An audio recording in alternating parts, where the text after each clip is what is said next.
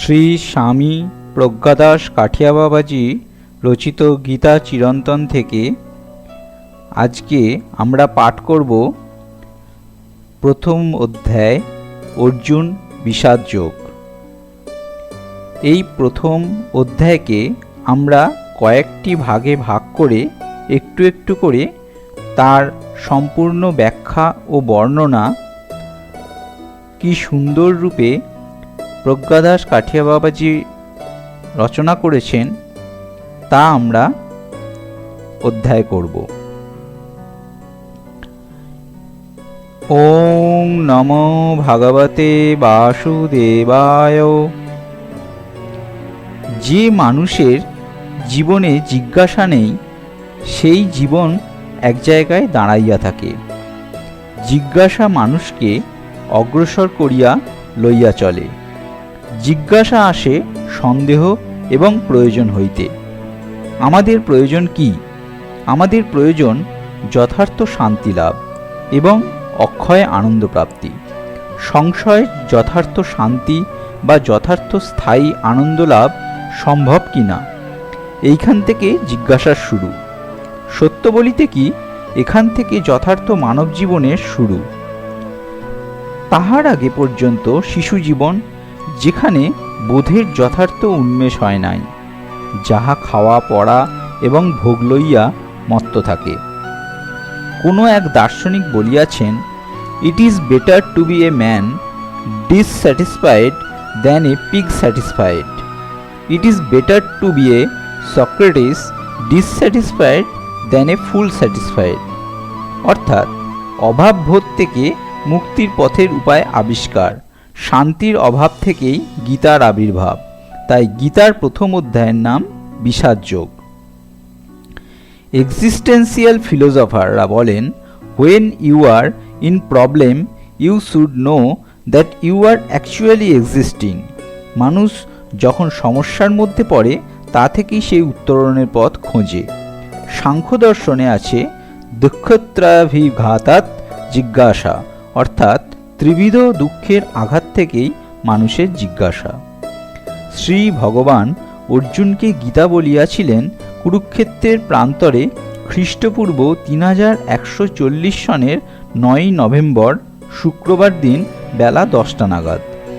যুদ্ধ শুরু হইবার পূর্ব মুহূর্তে অর্জুন বিষণ্ণ হইয়া পড়িয়াছিলেন। যুদ্ধ করিবেন না বলিয়া গাণ্ডীব ধনু ত্যাগ করিয়াছিলেন। তখন শ্রী ভগবান তাহাকে অপূর্ব যুক্তির দ্বারা, যাহা প্রত্যক্ষ আধ্যাত্মিক অনুভূতির দ্বারা সমৃদ্ধ, তাহা দ্বারা যুদ্ধ করিবার প্রয়োজনের কথা বুঝাইয়াছেন। এই যুদ্ধ বাহিরের যুদ্ধ এবং সঙ্গে সঙ্গে ভিতরেরও যুদ্ধ। এই যুদ্ধ দেশ রক্ষার যুদ্ধ, ধর্ম রক্ষার যুদ্ধ। আবার এই যুদ্ধ নিজের অসৎ প্রকৃতির বিরুদ্ধে যুদ্ধ, নিজের ভোগাকাঙ্ক্ষার বিরুদ্ধে যুদ্ধ। এই যুদ্ধ যে না করে সে ক্লীব, নপুংসক, সে মানুষ নয়। ইহাই শ্রী ভগবানের দীপ্ত ঘোষণা। নিজের ভোগাকাঙ্ক্ষার বিরুদ্ধে যে লড়াই করে না সে মানুষ না, সে জড় পদার্থ। গীতা শ্রী ভগবানের অন্তর হইতে স্বতঃস্ফূর্ত চিরন্তন সত্যের প্রকাশ। এইরূপ প্রকাশ একবারই হয়, বারবার হয় না। তাই অর্জুন কুরুক্ষেত্রের যুদ্ধের দীর্ঘদিন পরে যখন আবার শ্রী ভগবানের নিকট হইতে গীতা শুনিবার আগ্রহ প্রকাশ করিয়াছিলেন, তখন শ্রী ভগবান দুঃখ প্রকাশ করিয়া বলিয়াছেন, অর্জুন, তুমি শ্রদ্ধাবান নও এবং চঞ্চলমতি। শ্রী ভগবানের বলিবার অভিপ্রায়, গীতা তাহার প্রাণের জিনিস, ইহা হালকা আলোচনার বিষয় নয়। তাই তখন আর তিনি অর্জুনকে গীতা বলেন নাই। পরবর্তীকালে উইল ডোরান্ট মন্তব্য করিয়াছেন, it is the loftiest philosophical song sung by lord Shrikrishna in the battlefield of Kurukshetra. প্রশ্ন উঠিতে পারে, যুদ্ধক্ষেত্রে এত সুন্দর গীতার জন্ম হইল কিভাবে? তখন কি যুদ্ধ বন্ধ ছিল? ইহার উত্তর হইল, যুদ্ধ শুরু হইবার পূর্বে উভয় পক্ষের মধ্যে একটা শর্ত হইয়াছিল। কাহারও ওপর অস্ত্র বা শস্ত্র প্রয়োগ করিবার পূর্বে তাহাকে সচেতন করিয়াই প্রয়োগ করা হইবে। কেহ বিশ্বস্ত অবস্থায় থাকিলে বা বিহ্বল হইয়া পলায়নপর হইলে তাহার উপর অস্ত্র প্রয়োগ করা হইবে না। সমাভাস্য প্রহর্তব্যং ন চ বিশ্বস্তে ন চ বিহলে। তাই শ্রী ভগবান যখন অর্জুনকে গীতা বলিতেছিলেন তখন কেহই তাহার উপর অস্ত্র প্রয়োগ করেন নাই। আমরা যে প্রচলিত গীতা পাই তাহা সঞ্জয় ধৃতরাষ্ট্রকে বলিতেছিলেন। মূল গীতা শ্রী ভগবান অর্জুনকে বলিয়াছেন। কুরুক্ষেত্রের যুদ্ধের পূর্বে ব্যাসদেব আসিয়া ধৃতরাষ্ট্রকে দিব্যদৃষ্টি দিতে চাহিয়াছিলেন, যাহার দ্বারা ধৃতরাষ্ট্র ঘরে বসিয়াই যুদ্ধ দেখিতে পারিতেন, কিন্তু ধৃতরাষ্ট্র তাহা দেখিতে চান নাই। ধৃতরাষ্ট্রের ইচ্ছানুসারে তাহার মন্ত্রী গবলগণের পুত্র সঞ্জয়কে ব্যাসদেব দিব্যদৃষ্টি দিয়াছিলেন, যাহার দ্বারা সঞ্জয় 3টি ক্ষমতা লাভ করিয়াছিলেন। 1. কুরুক্ষেত্রে যুদ্ধক্ষেত্রে উপস্থিত থাকিলেও সঞ্জয় কোনো অস্ত্রের দ্বারা নিহত বা আহত হইবেন না। 2. দিবা বা রাত্রের সমস্ত ঘটনার কথা তিনি ইচ্ছামাত্রেই জানিতে পারিবেন। 3. কাহারও মনে কোনো কিছু উদয় হইলে সেই খবরও ইচ্ছামাত্রেই সঞ্জয় জানিতে পারিবেন। এই দিব্য অলৌকিক ক্ষমতা বলেই সঞ্জয় শ্রী ভগবানের বিশ্বরূপ দর্শন করিয়াছিলেন এবং নিজের স্মৃতিতে শ্রী ভগবানের কথা হুবহু ধরিয়া রাখিতে পারিয়াছিলেন। গীতার প্রতিটি কথা অকাট্য এবং অপরিবর্তনীয়, প্রতিটি শব্দ প্রভূত ক্ষমতা রাখে। গীতার যুদ্ধ ঐতিহাসিক সত্য। এই বাহিরের যুদ্ধের মাধ্যমে কিভাবে অন্তরের জড়তা ত্যাগ হয় এবং মানুষ দিব্যজ্ঞানের সন্ধান পায় এবং ব্রহ্মানন্দের সন্ধান পাইয়া মানুষ কৃতকৃত্য হয়, তাহার রহস্য উদ্ঘাটিত হইয়াছে। তাই গীতার আবেদন সার্বজনীন এবং চিরন্তন। ধৃতরাষ্ট্র উবাচ ধর্মক্ষেত্রে কুরুক্ষেত্রে সমবেতা যুজুৎসব মমোকা পাণ্ডবশ্চৈব কিম কুর্বত সঞ্জয়। ধর্মক্ষেত্রে কুরুক্ষেত্রে যুদ্ধ করিতে ইচ্ছুক আমার পক্ষে সৈন্যগণ এবং পাণ্ডবরা একত্রিত হইয়া কি করিয়াছিল? আমাদের শরীরটি কুরুক্ষেত্র, এখানে সর্বদা কুরুকুরু আওয়াজ হইতেছে। আমরা এক মুহূর্ত শান্তিতে থাকিতে পারিতেছি না। আমাদের চিত্ত সর্বদা বহির্মুখী হইয়া ঘুরিয়া বেড়াইতেছে। অন্তরের অন্তঃস্থলে যে আত্মা আছেন তাহার সন্ধান পাইতেছি না, অর্থাৎ আজ আমরা নিজেকেই খুঁজিতে পাইতেছি না, কিন্তু আত্মাই সমস্ত শান্তি এবং আনন্দের মূল আশ্রয়স্থল। কুরুক্ষেত্রের প্রান্তরে আজ আমাদের নিজেদের অস্তিত্বই বিপন্ন হইয়াছে। আমরা সর্বদাই ভাবিতেছি যে এটা করিতে হইবে, ওটা করিতে হইবে, কিন্তু কেন করিব বা আমাদের প্রকৃত উদ্দেশ্য কি, নিজেকে এইরূপ প্রশ্ন করিবার সময়ও আজ আমাদের নেই। ভোগ করাই জীবন, কিন্তু এই ভোগের পরিণাম যে কি তাহা আমাদের জানা নেই। তাই গীতার প্রথম শ্লোকে উদ্গীত হইয়াছে, তাহারা কি করিয়াছিল। টাটায় এক অফিসার ছিলেন, তাহার ডেজিগনেশন ছিল ওপিআর, অর্থাৎ অফিসার অন পেরোল। তিনি সকালে উঠিয়া অফিস যাইতেন। সারাদিন তাহাকে অফিসে থাকিতে হইত। কোম্পানির অনুমতি ছাড়া তিনি বাহিরে যাইতে পারিতেন না। কোম্পানি তাহাকে প্রচুর টাকা দিত। সারাদিন অফিস করিয়া রাত্রে পার্টিতে যাইয়া মদ খাইয়া বাসায় আসিতেন। জুতা খুলিবার সময় পাইতেন না। বিছানায় পড়িয়া থাকিতেন ঘোরে। সকালে উঠিয়া আবার অফিস চলিয়া যাইতেন। ওনার স্ত্রীও আলাদা অফিসে কাজ করিতেন, তিনিও আলাদা অ্যাপার্টমেন্টে থাকিতেন। তাহাদের ছেলে মেয়ে ছিল, তাহাদেরও আলাদা অ্যাপার্টমেন্ট ছিল। প্রত্যেকে আলাদা আলাদা জীবনযাপন করিত। পরস্পরের সাথে মাঝে মাঝে দেখা হইত। ভদ্রলোককে যখন জিজ্ঞাসা করিতাম, আপনি এত ছুটিতেছেন কেন? উত্তর দেন, না ছুটিলে চলিবে কি করিয়া? প্রশ্ন ওঠে, কি চলিবে? উত্তর হইল, খাইব কি করিয়া? প্রতি প্রশ্ন, আপনার যাহা আছে তাহাতে তো 7 পুরুত বসিয়া খাইতে পারেন। উত্তর হইল, আপনি ইহা বুঝিবেন না। আসলে বুঝাইবার মতো যুক্তি নাই। খাইব বাঁচিবার জন্য, বাঁচিব খাইবার জন্য, ভোগ করিবার জন্য। এই ভিক্সিয়াস সার্কেল গোলক ধাঁধা। গীতার উত্তর, খাইতে হইবে বাঁচিবার জন্য, বাঁচিতে হইবে আত্মদর্শন লাভের জন্য। যাহা লাভ করিলে মানুষ ধন্য হন, কৃতকৃত্য হন, শাশ্বত শান্তি লাভ করেন। শান্ত না হইলে শান্তি পাওয়া যায় না। শান্ত হইতে হইলে যুদ্ধ করিতে হইবে। গীতার ইহা এক অদ্ভুত কথা।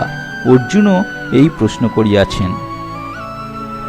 জয়সি চেত কর্মণস্থে মাতা বুদ্ধি জনার্দন তৎকিং কর্মণি ঘোরে মাং নিয়োজয়সি কেশব। অর্থাৎ ধ্যান জপই যদি শ্রেষ্ঠ হয় তবে যুদ্ধরূপ ঘোর কর্মে আমাকে নিয়োগ করিতেছেন কেন? এই প্রশ্নের সমাধান শ্রী ভগবান তৃতীয় অধ্যায়ে করিয়াছেন। আমরা সময় মতো আলোচনা করিব। তাহার আগে দেখি ধ্যানজপের প্রশ্ন আসিতেছে কেন, কর্ম হইতে বুদ্ধি শ্রেষ্ঠ কেন, জ্ঞানচর্চার দরকার কি, জ্ঞানহীন জীবন নেশাগ্রস্ত জীবনের মতো। চারজন গাঁজাখোর গাঁজা খাইয়া নৌকায় চাপিয়া বিয়েবাড়ির ভোজ খাইতে যাইতেছিল। সন্ধ্যা 6টায় রওনা দিয়াছিল, রাত 10টায় বিয়েবাড়ি পৌঁছাবার জন্য, কিন্তু সারা রাত নৌকা বাইয়াও বিয়েবাড়ি আসিল না। কি ব্যাপার? সকালবেলা সূর্য উঠিলে দেখা গেল সন্ধ্যায় রওনা দেবার সময় নৌকাটি রশির দ্বারা তীরে বাঁধা ছিল, তাহা খোলা হয় নাই। তাই নৌকা সারা রাত একই জায়গায় পাক খাইয়াছে। সকাল হইয়াছে, নৌকা একটুও অগ্রসর হয় নাই। আমরাও যদি নিজেদের জীবনের দিকে তাকাই, তবে দেখিব ছোটবেলা থেকেই আনন্দ পাইবার জন্য, শান্তি পাইবার জন্য জীবনের নৌকা বাহিতেছি, কিন্তু বৃদ্ধ অবস্থায় শ্রান্ত ক্লান্ত হইয়া আবিষ্কার করিতেছি যেখানে ছিলাম সেখানেই রহিয়া গিয়াছি। তাই অন্ধের ন্যায় ভোগের পিছনে ছোটার থেকে বুদ্ধিপূর্বক কর্ম করা দরকার। কর্ম যোগঃ কর্মসু কৌশলম, অর্থাৎ যোগ হইল কর্ম করিবার কৌশল বা টেকনিক। লক্ষ্য স্থির না করিয়া, ভোগের রশি না খুলিয়া দিয়া রওনা হইলে বিয়েবাড়ি কোনোদিনই আসিবে না। এইখানেই জ্ঞান চর্চার প্রয়োজন, ধ্যান করিবার প্রয়োজন। সঞ্জয় উবাচ দৃষ্টা তু পাণ্ডবানিকং বূঢ়ং দুর্যোধনস্তদা আচার্য মুপসঙ্গম রাজা বচনমব্রবীৎ পশ্যতাং পাণ্ডুপুত্রাণামাচার্য মহতিং চামুম বূঢ়ং ধ্রুপদপুত্রেণ তব শিষ্যেন ধীমতা। সঞ্জয় বলিলেন, পাণ্ডবদের বিশাল সৈন্যকে বুজ্ঝাকারে সজ্জিত দেখিয়া রাজা দুর্যোধন দ্রোণাচার্যের নিকট যাইয়া এই কথা বলিলেন, হে গুরুদেব, আপনার বুদ্ধিমান শিষ্য ধ্রুপদ পুত্র ধৃষ্টদ্যুম্ন কর্তৃক বুজ্ঝাকারে সজ্জিত পাণ্ডুপুত্রগণের এই মহতী সেনা দেখুন। যুদ্ধের জাগতিক গুরুত্বকে অস্বীকার করিয়া আমরা যদি নিজেদের আভ্যন্তরীণ পরিবর্তনের কথা বেশি বলিয়া থাকি, তবে আমরা এক ঘোর তমময় অলস অবস্থায় পৌঁছাইয়া যাইতে বাধ্য হইব। এই দিক থেকে মহাত্মা গান্ধীর থেকে নেতাজি সুভাষচন্দ্র বোস অনেক বেশি বাস্তববাদী ছিলেন। নেতাজির পথ ধরিয়া যদি আমাদের স্বাধীনতা আসিত, তাহা হইলে আজ এই ঘোর তমময় অবস্থা ভারতের হইত না। মহাত্মাজির পথ ছিল শেষের অধ্যায়, কিন্তু শুরু হইতে হইত নেতাজির পথে। ক্ষমা দয়া তারই সাজে যেজন বলিয়ান। মহাত্মাজি দুর্বলকে বলিয়াছেন, তুমি ক্ষমা করো। গীতা তাহা বলেননি। গীতা দৃপ্তকণ্ঠে অর্জুনকে বলিয়াছেন, যুদ্ধ করো। প্রশ্ন ওঠে, ইহা কি হিংসা?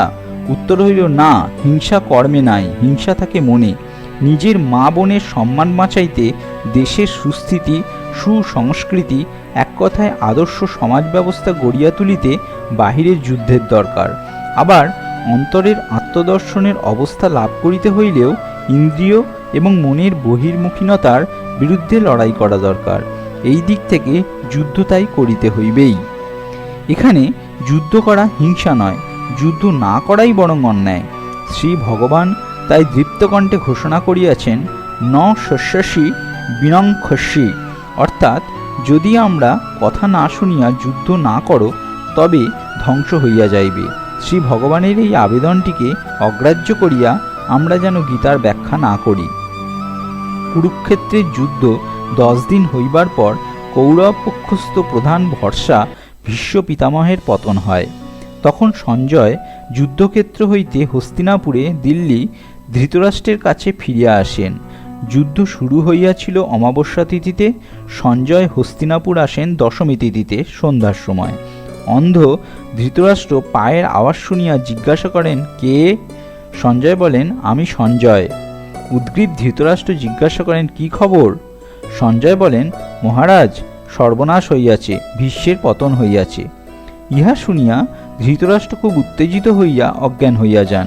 সঞ্জয় তাহাকে সুস্থ করিয়া বলেন যে, মহারাজ, আপনি বিশ্রাম করুন, আমি কাল আসিয়া সব খবর দেব। পরের দিন অর্থাৎ একাদশীর দিন সঞ্জয় আসিলে ধৃতরাষ্ট্র প্রচলিত গীতার প্রথম শ্লোকটি জিজ্ঞাসা করিয়াছিলেন।